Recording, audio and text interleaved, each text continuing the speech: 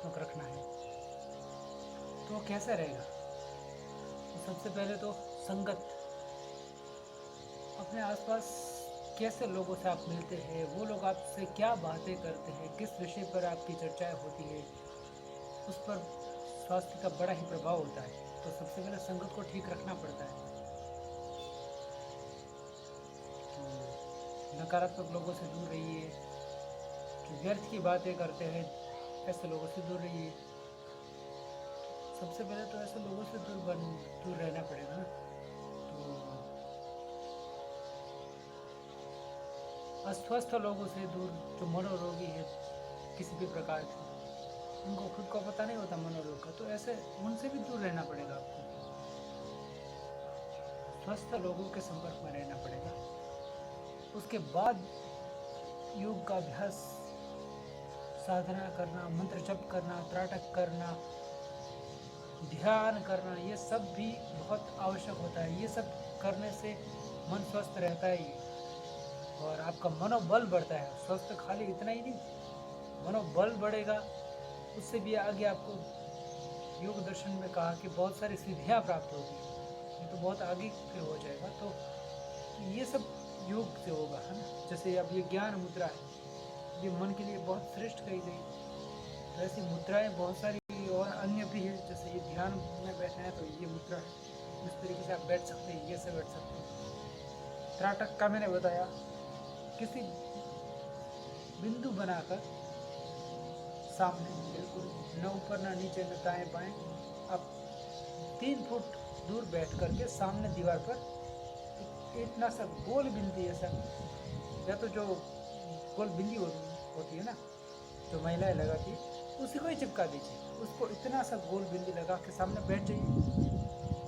उसको एक टक देखते रहिए, जब तक देख सकते हैं। आंखों को बिना झपकाए, जब बहुत कम झपकाए, मतलब जितना कम आंखों को आप झपकाएंगे, बिना पलक झपकाए उसको देखते रहे।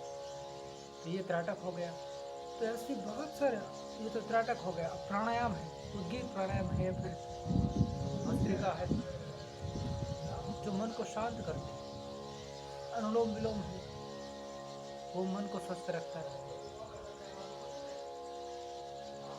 मूर्छा प्राणायाम भी मस्तिष्क के लिए बहुत अच्छा रहता है।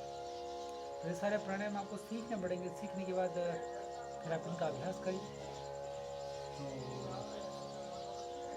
तो और कोई मुझे प्राणायाम, हाँ, ये जो क्या इसका नाम है, भ्रामरी प्राणायाम है। तो इस प्रकार के कुछ प्राणायाम है। फिर उसके बाद योगासन बहुत सारे हैं। योगासनों में आप वो भी आपको सीखना ही पड़ेगा। यदि नहीं आता है तो, यदि आता है तो अच्छी बात है। जैसे पद्मासन है, सिद्धासन है, स्वस्तिकासन है, समासन है। समासन क्यों समासन? क्योंकि वो आपके चित्त को सम अवस्था में ला देगा ना। जैसे अब ये समासन है, उसका इस प्रकार बैठ जाएंगे तो आप सुख हो दुख हो, आपको धीरे धीरे इसका ये प्रभाव आएगा कि आपको फिर विशेष कोई अंतर नहीं पड़ेगा। सम हमेशा, न सुख में सुखी न दुख में दुखी, तो दोनों को समान करके बैठना है। तो ये हो गया समासन। ऐसे जितने भी ध्यान में बैठने वाले योगासन है वो भी है, लेकिन कुछ अन्य भी आसन ऐसे है। जैसे पश्चिमोत्तानासन, देखिए दोनों पाँव को आगे करके उसके अंगूठे पकड़ के सर को घुटनों पर लगाना है। अब ये लगाने से आपको दिखता है तो ये दैहिक क्रिया है, लेकिन फिर भी उसका मन पर प्रभाव पड़ता है। आप 10-15 मिनट इसका अभ्यास करके सर को लगा के देखिए। फिर जब 15 मिनट के बाद सर ऐसे ऊपर लाएंगे तो आपको पूरी दुनिया ही अलग अलग लगने लगेगी। बिल्कुल देह भान से मन थोड़ा ऊपर उठ जाएगा। आपको ऐसा लगा कि मैं ये देह नहीं हूँ, मैं इस देह के पार मेरी एक अलग सत्ता है। और ये कुंडलिनी जागरण में बहुत सहायक होता है, क्योंकि हमारा जो रीढ़ की हड्डी है, जो है ना, मूलाधार चक्र, वहाँ से सीधा ही उस मूलाधार में जो सर्पिणी है, कुंडलिनी, उसको बल पड़ता है तो वो जागृत हो सकती है। तो इस कारण हमारी चेतना के साथ वो सीधा छेड़छाड़ होकर हमें अलग ही धरातल पर ले जाने में योगासन का बड़ा रोल होता है। योगासन है, प्राणायाम है, फिर मैंने आपको बताया त्राटक है, योग की बहुत सारी क्रियाएं हैं, और ध्यान अलग अलग प्रक्रिया है, जैसे सांसों पर ध्यान करना। सांस अंदर गई सो, छोड़ देते समय हम, सो हम साधना। बस एक आसन पर बैठकर मात्र सो, सांस अंदर गई, हम छोड़ दिया। तो ये सारी प्रक्रियाएं बहुत आपको सहायक हो सकती है। ओमकार पर ध्यान लगाना, बस सांस अंदर गई, छोड़ दिया तो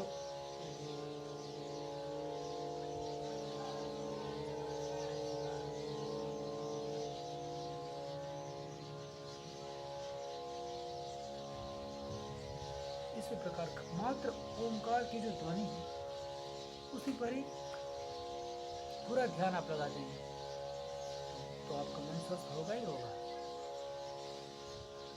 आपकी याददाश्त कमजोर हो रही तो वो ठीक हो जाएगी। यहाँ तक कि भविष्य की कुछ घटनाओं को देखने की शक्ति भी प्राप्त हो, क्योंकि आज्ञा चक्र पर यहाँ पर ओमकार नाम का बीज मंत्र लिखा है ना।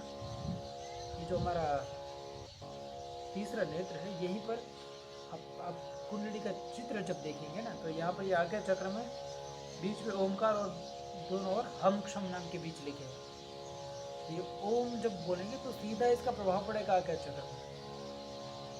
इसको छंद इंद्रिय भी बोलते हैं। और मन से और इसका सीधा संबंध है। विज्ञान में कोश भी आप कहे तो भी चलेगा, क्योंकि आनंद में कोश यदि सहस्त्रार है तो फिर इसको विज्ञान में ही मानना पड़ेगा ना। तो इससे बहुत सी बातें हैं। और मुद्राओं में एक और मुद्रा इसी से रिलेटेड आ गई, देखिए मुझे अभी याद आया, क्योंकि मेरे पास भी बहुत कुछ बताने के लिए, फिर मैं कितना बताऊंगा, एक बताऊंगा तो दूसरा भूल जाऊंगा, पहला बताऊंगा तो पहला भूल जाऊंगा। उन्मनी मुद्रा, संभवी मुद्रा के बारे में मैंने बताया है चैनल पर, आप देखिए। तो वो भी सहायक है, क्योंकि उसका नाम है उन्मन, उन्मनी मुद्रा।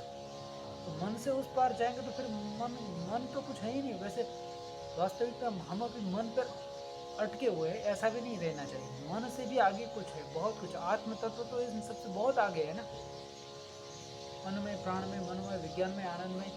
और ये मन, बुद्धि, चित्त, अहंकार, ये तो अंतःकरण है ना।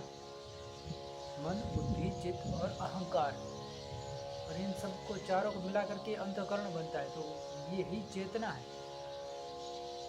तो मनोमय कोश जो है उसका मन से संबंध है।